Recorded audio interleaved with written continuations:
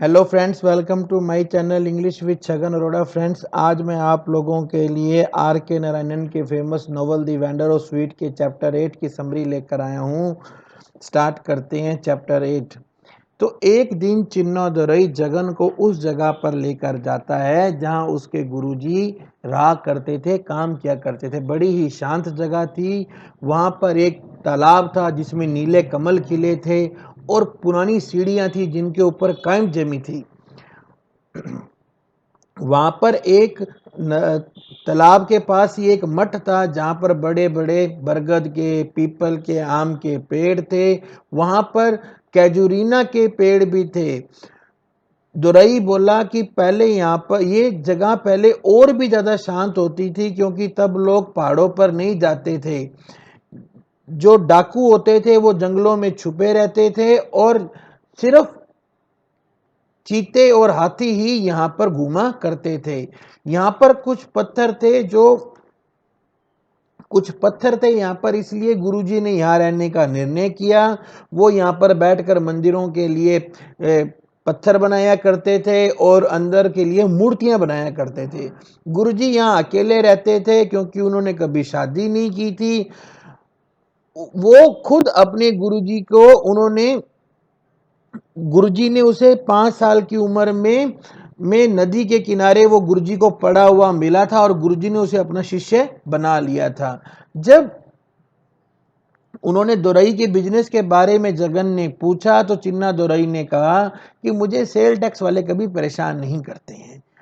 अब sale tax वाले जगन के पास हमेशा आते थे। तब दोरई ने उसे एक जगह बताई, एक पिलर से बना हुआ हॉल था। वो कहता था कि गुरुजी यहाँ पर काम करते थे और वो एक शिष्य के रूप में गुरुजी के साथ पत्थर लेकर जाया करता था। गुरुजी पूरी जिंदगी एक मूर्ति पर काम करते रहे और उन्होंने कभी किसी व्यक्ति को नहीं देखा। कुछ लोग ही यहाँ पर आते थे जो आकर किसी मूर्ति का ऑर्डर देकर जाते थे। लोग यहाँ आने से डरते थे क्योंकि यहाँ पर सांप थे, पर गुरुजी सांपों को प्यार करते थे और उन्हें कभी भी यहाँ पर पेड़ों वगैरह को काटना पसंद नहीं था। पेड़ पर काफी सारे बंदर थे। गुरुजी को सांप और बंदरों के साथ रहना अच्छा लगता था। यहाँ तक कि एक बार यहाँ पर एक चीता भी आ गया था। एक दिन गुरुजी खाना खाकर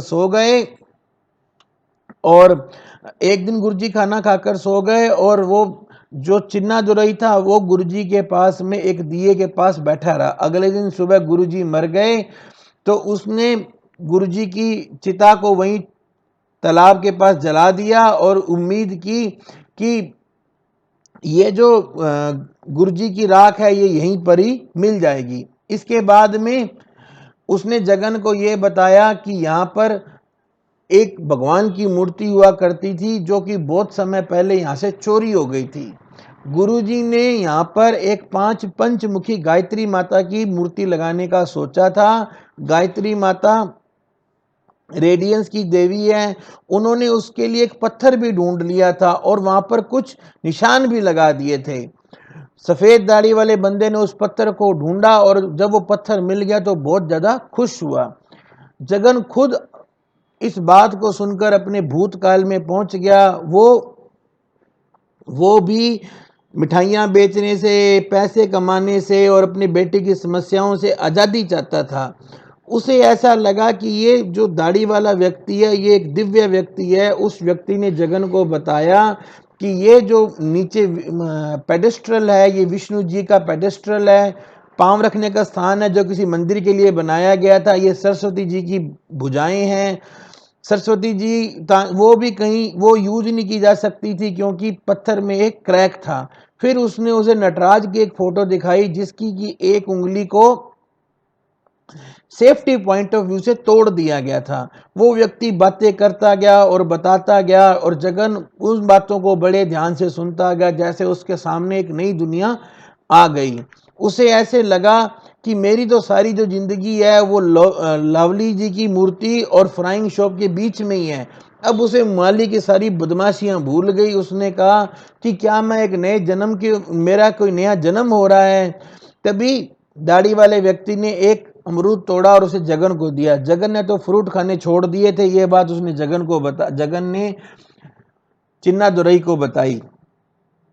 तब दाढ़ी वाले व्यक्ति ने एक स्लैब को ढूंढा, एक पत्थर को ढूंढा और उसे जगन को कहा कि चलो मेरे साथ चलो। जगन उसके साथ वो काई से भरे हुए तालाब में गया। उसकी धोती गीली होगी पर अब वो वापस नहीं आ सकता था। तालाब का पानी ठंडा था। जगन को लगा कि मैं निमोनिया से मर जाऊंगा।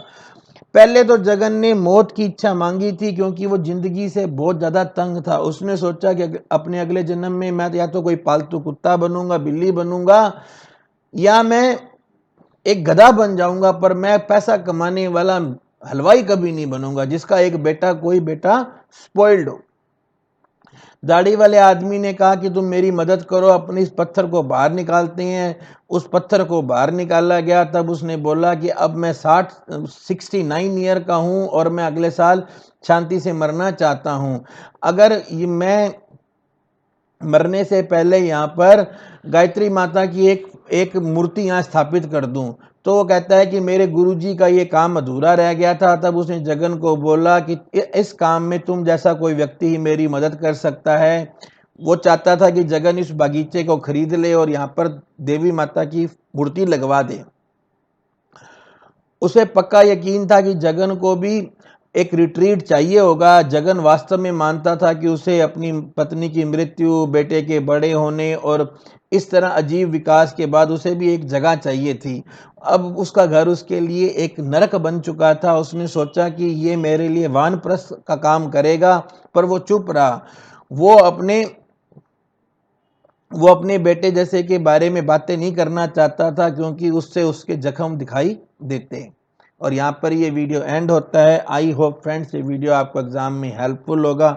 आपने अपना कीमती समय दिया, इसके लिए आपका बहुत बहुत धन्यवाद। आपका दिन शुभ हो।